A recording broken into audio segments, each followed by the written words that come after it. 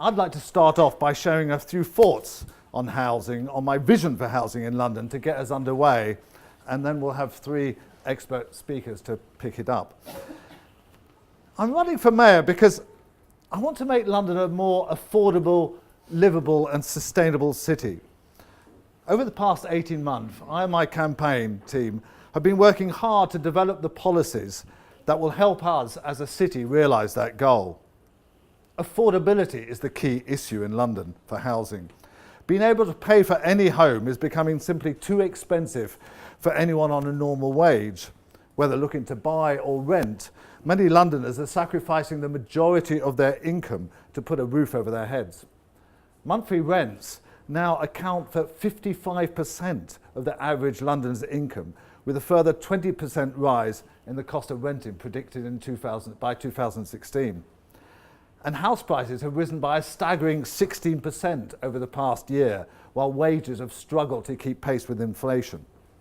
And as for Boris Johnson's notion of affordable housing, 80% of the market rate, it is anything but. That means that in Camden, you'd be paying £440 per week for a two-bedroom flat, or £23,000 per year, when the average Londoner's wage is just £30,000. Livability is all about ensuring that Londoners can feel safe, comfortable, and above all, secure in their homes. Too many people are denied that. The prevalence of short-term tenancies in the private rented sector has allowed landlords the opportunity to frequently increase rents, while at the same time robbing people of the ability to build a settled home. This creates a wider problem that threatens the very fabric of our city, as people in the private sector are therefore unable to put roots down and create the type of stable and resilient communities that London is built upon. As for sustainability, one thing is clear. Focusing on the building of luxury developments targeted at foreign investors is not sustainable. We must use our valuable land to ensure we build developments that offer long-term benefit to all Londoners. The ever-rising prices in central areas are in danger of literally hollowing out our city, making inner London affordable only for those on the highest incomes. If we allow this trend to continue, we will lose out. We'll lose out economically, as people are forced to travel further and further to work, increasing costs and lowering productivity. We'll lose out culturally, as London becomes less vibrant and diverse and fewer people are able to enjoy the city. And we'll risk our status as a global city, with fewer people looking to work and travel here. The Wolmar for London campaign has a clear vision about what needs to be done in London. However, the campaign is also very much an ideas-led movement, hence this conference. Part of the reason that I have declared my candidacy so early is to ensure that I can spend time listening to the problems that people in the capital are facing and working with them to develop solutions. I've spoken at over 40 meetings across London in the past 18 months. And it is clear from that the next Mayor of London must make housing their central priority. I believe we need a major cultural shift in our attitude towards housing. To begin with, we need to think of housing as homes, not financial assets, and understand that rapidly rising prices are not necessarily a good thing. But most importantly, we need a new economics of house building, one which understands the true cost and value of providing homes. That must start with social housing. Let me give an example. Currently, if the government invests in a social housing development, the total sum is marked down as money spent, or even as money lost. We must change this thinking. We must understand that 30 to 40% of the cost of any development will be recouped immediately by the Exchequer in income tax, national insurance, and VAT on materials. The new tenants will also pay rent, which in social housing covers a reasonable proportion of the cost of the building. The building of new, genuinely affordable housing will also lower the housing benefits bill, which currently eats up 95% of government spending on housing, with only 5% going on bricks and mortar.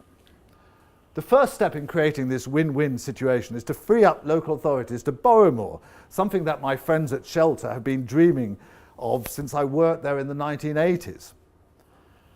Now, as for the mayor, we need a much more proactive mayor using the powers and money available. The mayor, in the role as custodian of the homes and communities Agency has access to 1.25 billion between 2015 and 2018 to invest in housing. That should all be spent on genuinely affordable housing in the areas of most need, not the Mayor's idea of affordable housing. So in order to deliver the homes that London needs, I propose creating a new housing delivery agency for London, which will have as its core remit the provision of affordable homes. That would mean the existing Homes and Communities Agency money would be administered directly by the Mayor rather than simply handed over to local authorities. The agency would also have the ability to raise funds from elsewhere, including the private sector, and to borrow money.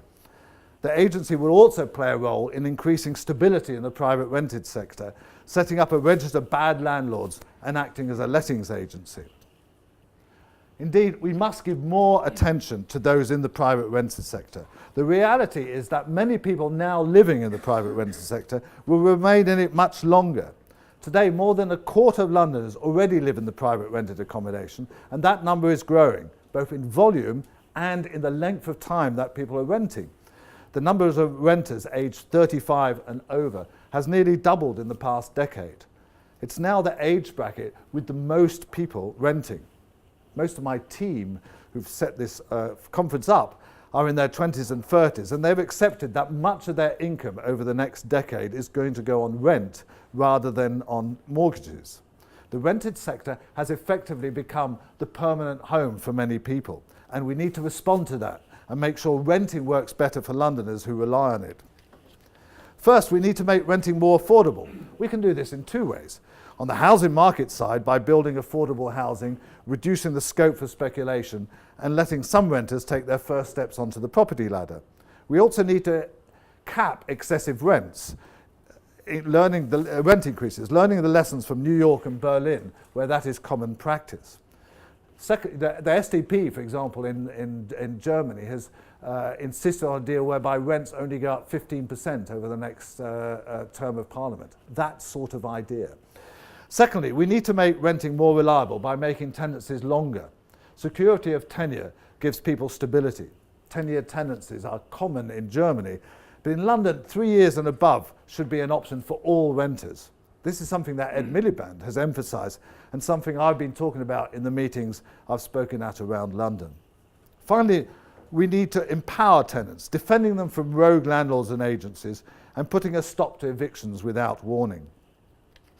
Housing is a long-term proposition, which is why a new approach must start now. We must make housing more affordable so that everyone could afford a decent home. We must make housing more livable to give people stability and help communities flourish.